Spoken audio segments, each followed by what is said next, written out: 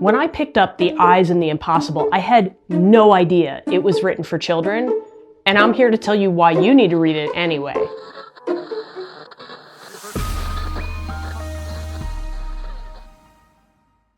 Hi, I'm Amanda, and this is Spineless Books, your one-stop, spoiler-free shop for all things audiobook.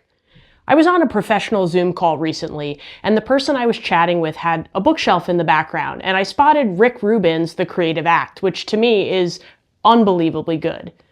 So I was very curious about her other book on her bookshelf and asked what it was, and it turns out it was The Eyes and the Impossible by Dave Eggers.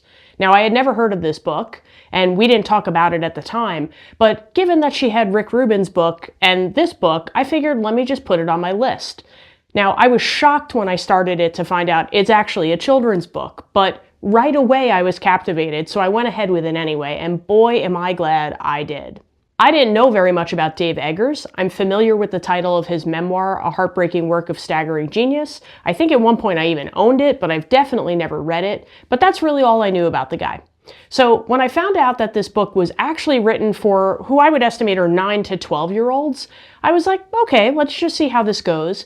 But the minute I turned it on and Ethan Hawke was narrating at full gusto, I knew I was in for a great ride. Now, I know this may surprise some of you, but I am not between the ages of 9 and 12, and I think this book could be fitting for many beyond those ages in either direction. I think if you were a parent reading this book with a younger child, it's totally appropriate. There are not any things in this book that are problematic, but as a person older than 12, I really was shocked at how much I enjoyed this book. It got me right away, and it never let me go, and there were so many beautiful messages. It follows the story of Johannes, a dog who is born to a mother who has a family and lives indoors, but she gives birth to him in a park. Now, as a listener, I was pretty convinced that my perspective of Central Park would be an accurate representation of what this park was like, although I'm not 100% sure that Dave Eggers was referencing Central Park. It just was very reminiscent of some of the characteristics of the park. So Johannes is a free dog, and he really enjoys the fact that he's a free dog. He runs like the wind, and it's his favorite thing to do. Now, there are other animals in this park, all the animals you would expect in a park: raccoons, birds, ducks, turtles, everything you can think of. Now, what you might not expect is that there are also bison living in this park, and to all of the animals, the bison are the elders.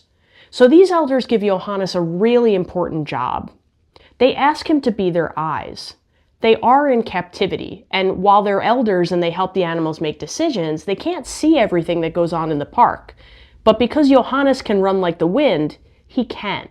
So they employ him to be this very special position of the eyes, and ultimately it expands to other animals being assistant eyes, and Johannes takes this role so seriously. I've never listened to a book written in the perspective of a dog, and I can tell you that Dave Eggers does an amazing job of creating a character out of Johannes who is relatable and likable and sometimes really irritating to listen to. He is equal parts innocent and genuine and authentic and good-hearted and a little bit cocky sometimes, but the voice that this character has is spectacular. And immediately as I was listening to this book, I was pulled in by Johannes's character so hard, and Ethan Hawke is also to blame for that. Johannes has all kinds of adventures in the park, and they are silly and goofy and reasonable, but also unreasonable. And one of the things that I loved about this book was that the animals all have reasonings for things.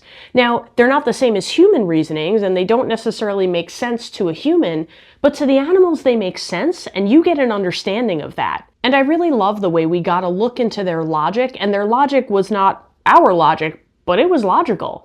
The book's climax appeared in a form I would really never have anticipated, not even as I was partway through the book.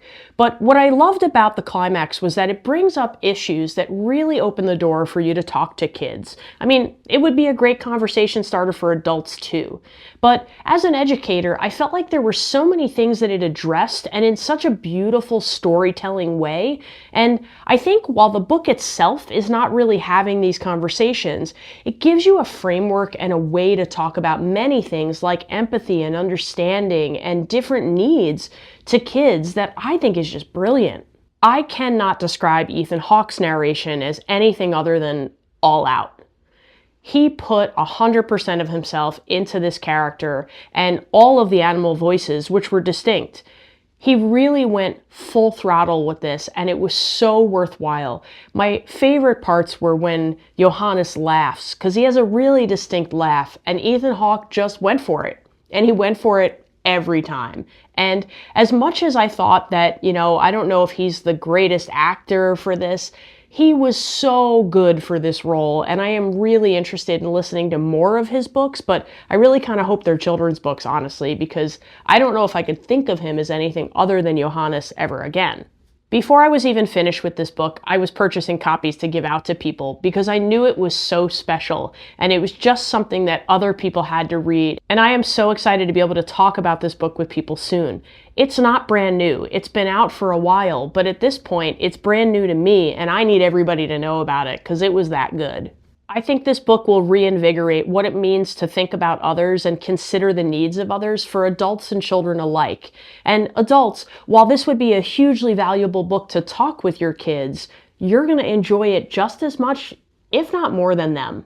Now, you could go out and get yourself a beautiful paper copy. It's a lovely book. I've seen the physical copy and held it in my hands. And there are illustrations in it every couple of chapters that are just stunning. In fact, I'd probably love to have a print of one or two of them. But I urge you to pick up the audiobook as a companion. Ethan Hawke's narration is not to be missed, and even if you love to hold a book in your hands, you're going to want to listen to how he tells this story, because it adds a dimension that just explodes this book into wonderfulness. It's crazy to me to know that it is January, well, February today, but I read this book in January, and I know not only is this going to be one of my top reads of the year, but no matter what happens, this book will be in my top 10 for 2026. I mean, how crazy is that? With 11 reading months to go, I know this one's in there, and nothing can shake it out. That's quite a testament to a story. Even though when I rank my books at the end of the year, I'm looking at top 10 as far as top 10 books that I've read, I'm not thinking specifically about the top 10 narration and listening experiences, but if I were to do that, this book again would not get knocked out of the top 10 anytime soon. So I really urge you to pick it up. I think it's a wonderful story that's perfect for adults and kids alike, and for books that families want to read together, this one is just outstanding. It was a 5-star read for me. If I could give it 10 stars, I probably would. But remember, you might love what I hate and hate what I love. So make your own opinion. But thanks for listening to mine. If you haven't already liked and subscribed, please consider doing so. I review all types of genres, and there's one full review every week. So keep up your reading, and I hope to see you soon.